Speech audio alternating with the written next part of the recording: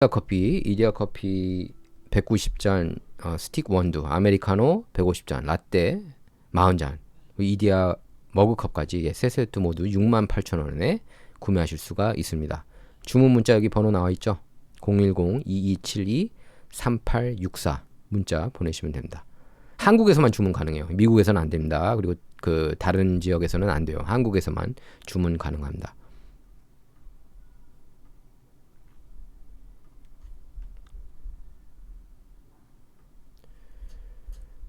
자,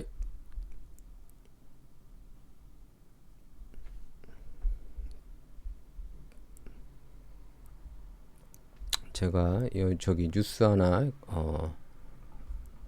가져온 게 있는데,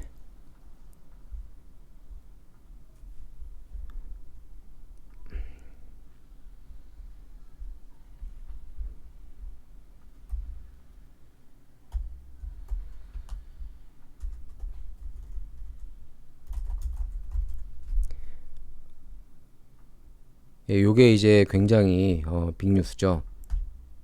여기 그 매일경제가 원래 그 단독으로 그 보도를 했습니다.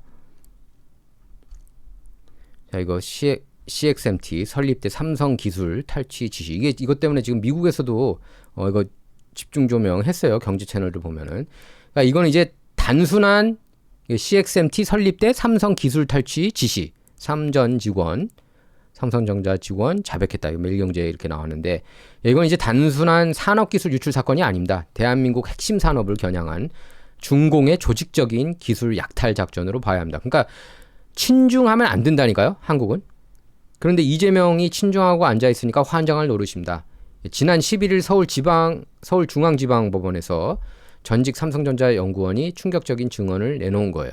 그래서 중국 반도체 기업 창신메모리 CXMT에는 당시 제대로 된 연구소도 설비도 없었고 처음부터 자체 연구를 통해 기술을 개발할 생각도 없었다는 거예요. 더 충격적인 거는 그 다음 증언입니다. 이 연구원은 CXMT 최고 경영자하고 최고 기술 책임자까지 처음부터 삼성전자 기술 정보를 확보해서 D램을 개발하려 했다고 주장했습니다. 그러니까 전직 직원 몇 사람의 우발적인 범죄가 아니라는 거예요. 중국 기업 수뇌부가 한국의 핵심 기술을 겨냥해서 조직적으로 움직였다는 겁니다. 그러니까 삼성전자가 5년 동안 1조 6천억 원을 투자해서 완성한 18나노 D램 공정 기술이 표적이 됐다고 합니다. 그래서 검찰 수사에 따르면은 CXMT로 이직하는 과정에서 무려 600단계에 달하는 공정 정보를 나흘 동안 자필로 베껴가지고 이렇게 유출한 정황까지 드러났다고 그래요. 그래서 핵심 인력들은 곧바로 CXMT에 들어가지 않고 위장 회사를 거쳐서 합류했다고 그럽니다. 안 걸리려고. 얍실하죠. 또 체포되면 하트 4개를 보내라는 암호까지 정해놓았다고 합니다. 이게 정상적인 인재 영입입니까? 그러니까 중공이 이딴 식으로 기업 운영을 하는 거예요. 그러니까 이제 중공 가면은 스타벅스라든지 미국 기업들도 배견하지 못하는 거예요. 얘네들의 이런 얄팍한 상술, 사기죠, 사기.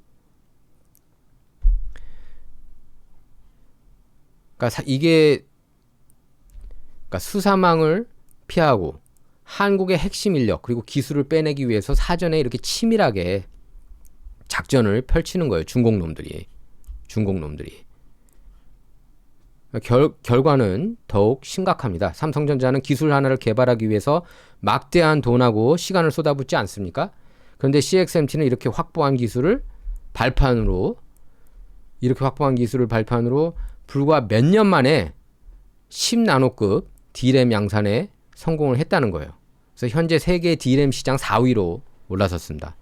삼성전자 베껴가지고 이놈들이.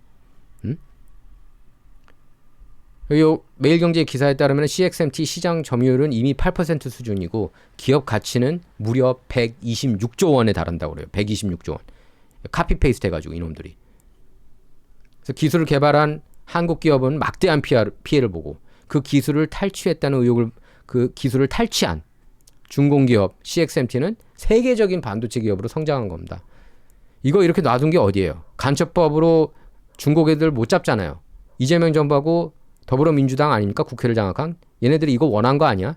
너네들은 삼성보다 중공 CXMT 편이지? 이재명 정부, 더불어민주당. 중공 스파이 간첩법으로 못 잡게 한 게 못 잡게 한 놈들이 국회에서 더불어민주당하고 이재명 아닙니까? 응? 윤통이 이거를 바꾸고 싶었는데 못 바꾸게 했잖아요.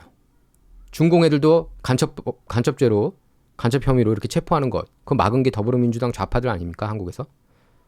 그러니까 이거는 기업 한 곳의 손실로 끝나는 문제가 아니에요. 최근 5년 동안 국내, 그러니까 한국 기술 유출에 따른 피해 추산액이 무려 23조 2,700억 원이라고 합니다. 23조 2,700억 원. 지난해 적발된 기술 유출 사건 가운데 대상 국가 54.5%가 중공이었대요. 절반이 넘습니다. 예?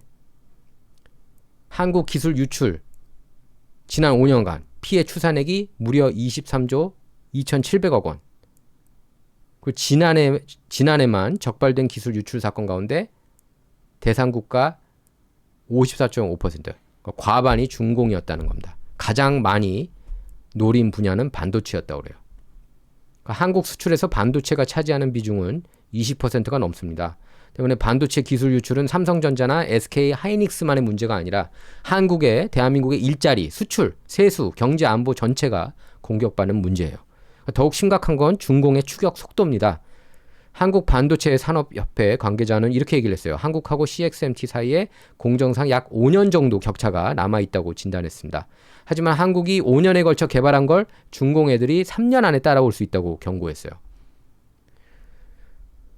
그래서 우리가 앞으로 나가는 속도보다 중공이 훔치거나 모방하면서 따라오는 속도가 더 빠르다는 거예요. 그럼 지금의 5년 격차도 결코 안전하지 않다는 겁니다. 그런데도 한국, 대한민국의 처벌은 솜방망이 수준이에요. 솜방망이. SK 하이닉스 영업비밀을 빼낸 직원이 항소심에서 선고받은 형량은 징역 1년 6개월밖에 안 됐습니다. 그러니까 삼성 반도체 공장 설계도를 이용해서 중공에 복제 공장을 세우려 했다는 혐의를 받은 전직 임원이 보석으로 풀려나기도 했어요. 그러니까 기술 하나를 빼돌려서 중공에서 수십억 원을 받을 수 있는데 한국에서 받는 처벌이 고작 몇 년이라면 범죄 막을 수 있겠습니까? 사실 이거 여러분께서 생각해 보세요. 수십억 원 받을 수 있으면은 1년 6개월 정도 군대 갔다 오는 셈 치고 한번 깜빡 갔다 오지 뭐. 이거 아닙니까? 사실 이거 때문에 깜빡 갔다 오는 사람들도 많지 않아요? 몇 년 썼고 나오면 떼부자 되니까. 산업기술 유출은 단순 절도나 개인 배임이 아닙니다.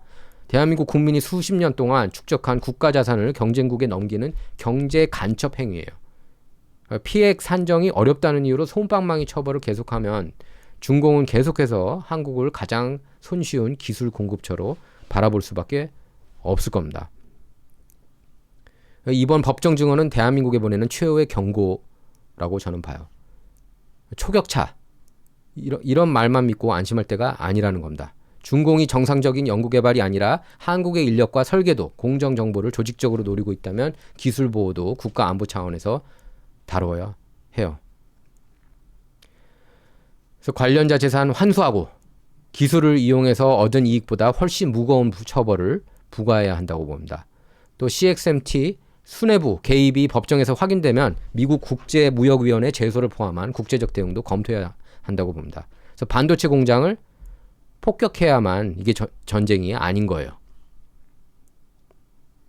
핵심 인력을 포섭하고 기술을 빼내서 대한민국 산업 기반을 무너뜨리는 것도 이것도 전쟁을 선포한 거나 마찬가지입니다. 중공이 한국 상대로. 그래서 지금 대한민국은 총성 없는 반도체 전쟁 한복판에 서 있는 거예요. 그런데 우리 방패는 여전히 너무나 허술합니다.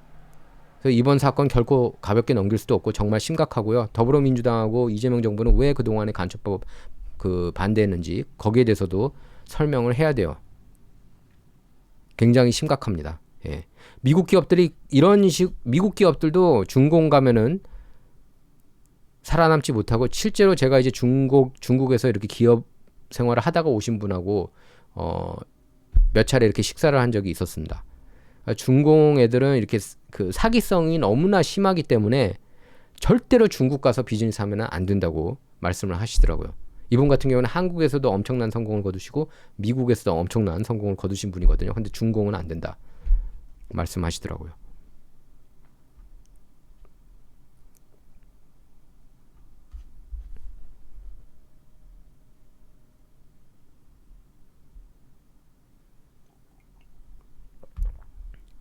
자, 예, 작작작 7036님 감사합니다. 판사도 전부 매수, 부정선거 밝힐 이 시대 지도자 나오길 기대합니다.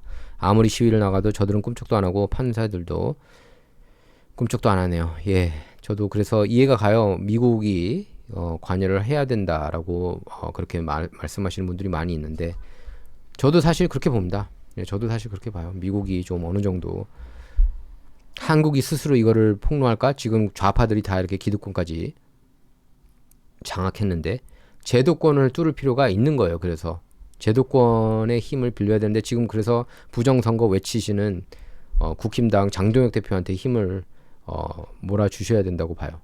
기본적으로. 그러고 나서 미국 지원도 받아야죠. 예. 미국 지원도 받았으면 하는 바람입니다. 과연 이게 장동혁 대표하고 이렇게 국힘에서 지금 뭐 주진우 의원도 있고 많이 이제 부정선거 얘기를 하시는 분들이 이제 많이 있는데 심지어 최근에는 중도 분들도 이렇게 얘기를 하더라고요. 이거 보셨나요?